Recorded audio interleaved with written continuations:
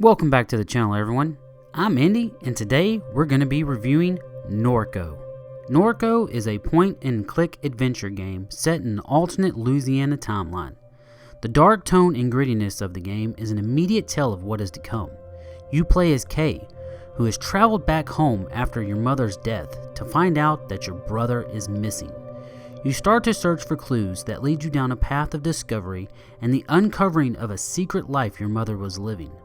Not only will you take Kay on an adventure that perhaps only Southland Tales' mind-boggling plot can compete with, but you'll also get to live out Catherine's last adventure as well.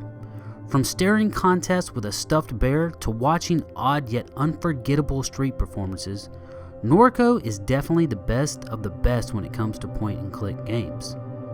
Just like in any good point-and-click adventure game, you'll be doing a lot of reading and trying to figure out what all you'll need to interact with in each area.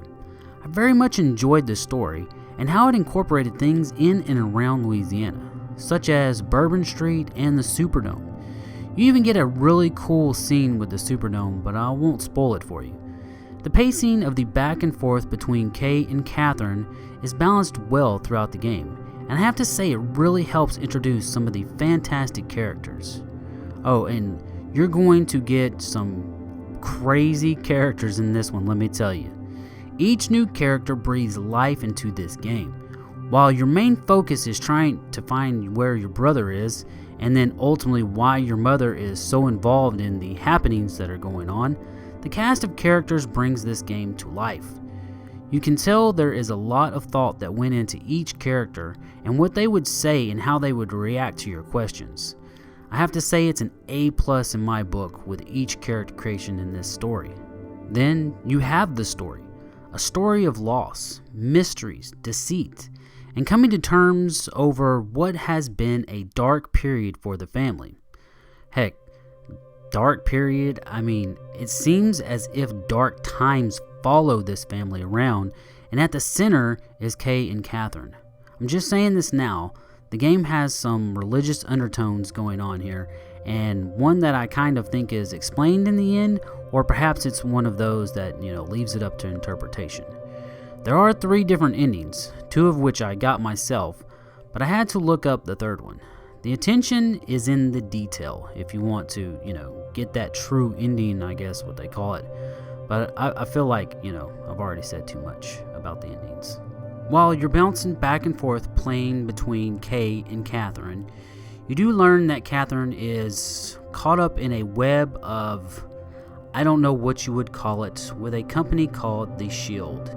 And The Shield is out to get Catherine and what she knows. I'll leave it at that, but just know that the story has a lot of twists and turns, and it's something that towards the end of the game gets crazy, and who knows. I couldn't explain it if I wanted to, but I don't want to give away too much of the story, but just know that you want to pay attention to everything that's going on around you with the story.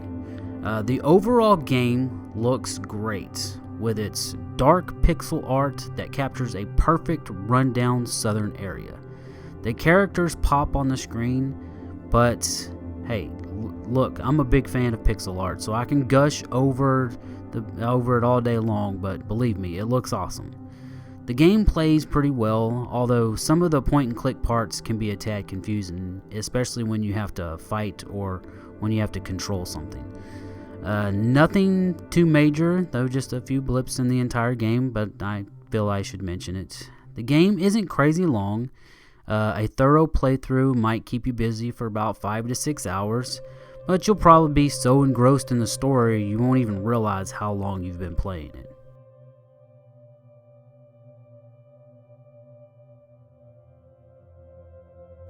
My overall experience with Norco wasn't a good one, it was a great one.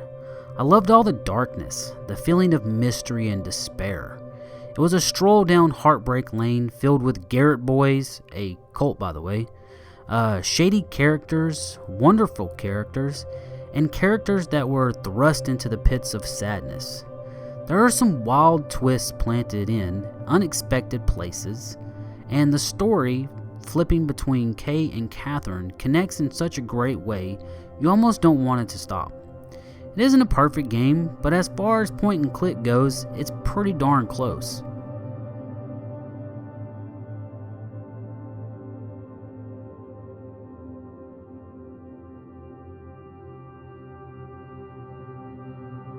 Thank you so much for watching the video. If you enjoyed it, please give it a thumbs up.